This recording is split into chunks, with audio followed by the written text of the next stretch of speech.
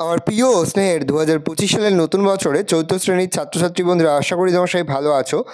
আজ আমরা যে বিষয়টি নিয়ে আলোচনা করব 4th শ্রেণীর ফার্স্ট সামেটিভ অর্থাৎ প্রথম পর্যায়ক্রমিক মূল্যায়নের বাংলার কোশ্চেন পেপার নিয়ে। দেখো সরাসরি স্ক্রিনে তোমরা 4th শ্রেণীর ফার্স্ট সামেটিভ অর্থাৎ প্রথম পর্যায়ক্রমিক মূল্যায়নের বাংলার কোশ্চেন পেপারটা দেখতে পাচ্ছ। ফুল মার্কস তোমাদের রয়েছে 20 আর সময় তোমাদের রয়েছে 40 মিনিট।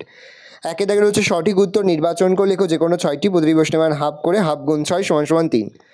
আষাঢ় বৈশাখ চৈত মাসের এই দুপুরে নেইকো কারো ঘুম, উত্তরে চোদ। তোতোচান শব্দটির অর্থ সুন্দর মেয়ে খুকু, ছোট্ট খুকু, উত্তরে ছোট্ট খুকু। ওরা শুধু পৌঁছতে চায় ছুটে হেঁটে ধীরে, উত্তরে ছুটে। আম জাম চা বাগিচার তলায় যেন তারা হেসেছে আম। ছাগলছানার দেখা প্রথম বড় জন্তুটি হলো ভাল্লুক, ষাঁড়, বাঘ, উত্তরে ষাঁড়। আপন তেজে জ্বলতে কবিকে মন্ত্রণা দিয়েছে সাগর, সূর্য, ঝর্ণা, উত্তরে সূর্য।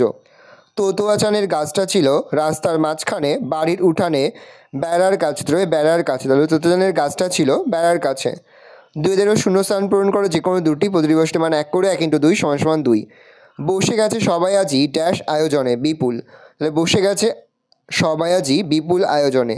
টেলিভিশন নাকি একটা ড্যাশ মতন, আমার দিদি বলেছে, বাক্স।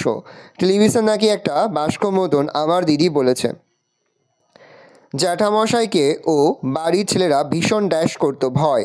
তো জ্যাঠামশাইকে ও বাড়ির ছেলেরা ভীষণ ভয় করতো। কোথাও আমার হারিয়ে যাওয়ার নেই ড্যাশ মনে মনে, মানা।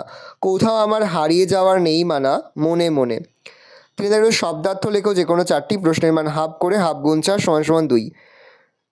স্বাগত, শুভাগমন, সাপ, পরিষ্কার, বায়ু, বাতাস, মিঠে মিষ্টি। আরেকবার দেখে নাও, স্বাগত হবে শুভাগমন, সাপ হবে পরিষ্কার, বায়ু হবে বাতাস, মিঠে হবে মিষ্টি, আর চমৎকার হবে সুন্দর। পরে হচ্ছে বর্ণ বিশ্লেষণ করো যে কোনো একটি, প্রশ্নের মান 1। তুফান, ত যুক্ত হস্যযুক্ত ফয়সন্তযুক্ত আ যুক্ত দন্তনাহসন্তযুক্ত অ।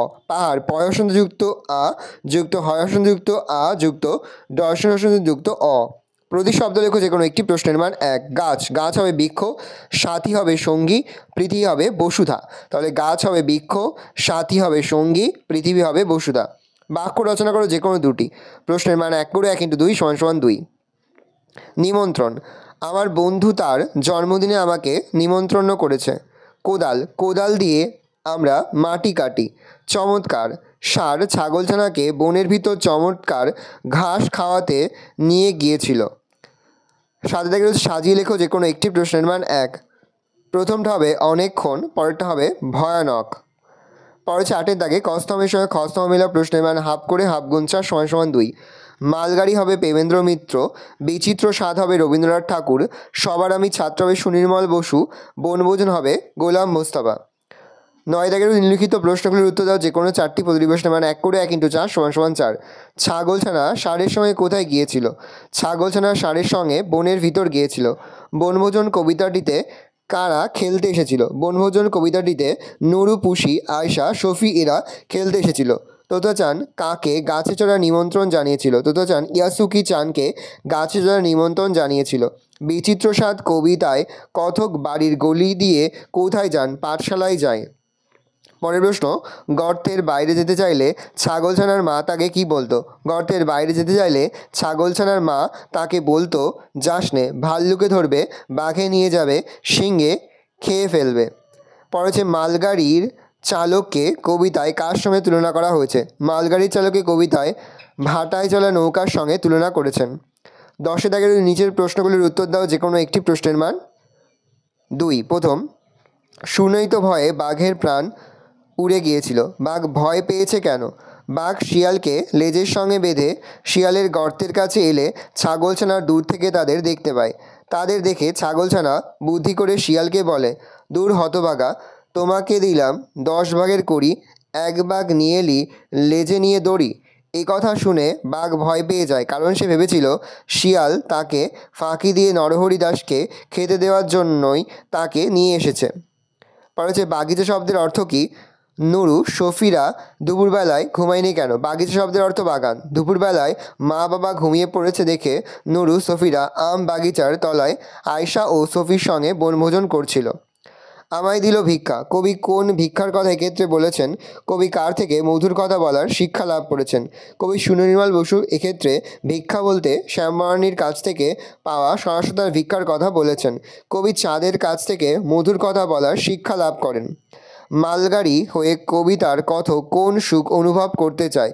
মালগাড়ি হয়ে কবিতার কথক একলা একটা লাইন ধরে নিজের খুশি মতো চলতে পারবে, তাকে বাধা দেবার তার কাজে কোনো মাথা গলানোর লোক থাকবে না। সে একলা ট্রেন লাইনে একা একা আপন মনে পথ চলবে, তাকে কেউ তাড়াতাড়ি যেতে বলবে না, সেটাই তার সুখ। ভালো করে দেখে নাও, এই রয়েছে টোটাল তোমাদের ফার্স্ট সামারি অর্থাৎ প্রথম পর্যায়ক্রমিক মূল্যায়নের চতুর্থ শ্রেণীর বাংলার কোশ্চেন পেপার। ভালো করে দেখে নাও। আশা করি ভিডিওটা ভালো লেগেছে। ভিডিওটা ভালো লাগলে ভিডিওকে লাইক করে দিতে ভুলবেন না। আমার চ্যানেল নতুন হওয়া লাল কালার সাবস্ক্রাইব প্রেস করে পাশে বেল আইকনটা প্রেস করে যখন নতুন করে ভিডিও আপলোড করি সবার ফার্স্ট নোটিফিকেশন তোমরা পেয়ে যাও। আর এই ভিডিওটি তোমার বন্ধু বান্ধবী আত্মীয় স্বজন সবার মধ্যে কিন্তু অনেক শেয়ার করে দিয়ে চতুর্থ শ্রেণীতে পড়ছে। আমরা কিন্তু ইতিমধ্যে চতুর্থ শ্রেণীর প্রতি বিষয়ের সিলেবাস প্রশ্নকার এবং নমুনা প্রশ্নপত্র কিন্তু আপলোড করি। তোমাদের এখনও পর্যন্ত সেই ভিডিওগুলো না দেখে থাকো, ভিডিওগুলো কিন্তু লাস্টে দেখে নাও। কোনো প্রশ্নের উত্তর লিখতে বা বুঝতে কোনো অসুবিধা হয় তাহলে কিন্তু নির্দ্বিধায় কমেন্ট সেকশনে কমেন্ট করে জানাতে একদমই ভুলবে না। আজ আমরা যে প্রশ্ন উত্তরগুলি নিয়ে আলোচনা করলাম, প্রতিটি প্রশ্ন উত্তরই কিন্তু এবছরের পরীক্ষার জন্য খুবই গুরুত্বপূর্ণ, সেহেতু প্রতিটি প্রশ্ন উত্তরই তোমাদের খাতে লিখে তোমরা কিন্তু মুখস্থ করে ফেলবে। একেবারে ভিডিও শেষে স্ক্রিনে তোমাদেরকে প্লেলিস্ট দেখতে হবে, তারপরে ক্লিক করলেই সমস্ত ভিডিওগুলোই কিন্তু তোমরা পর পর দেখে নিতে পারবে।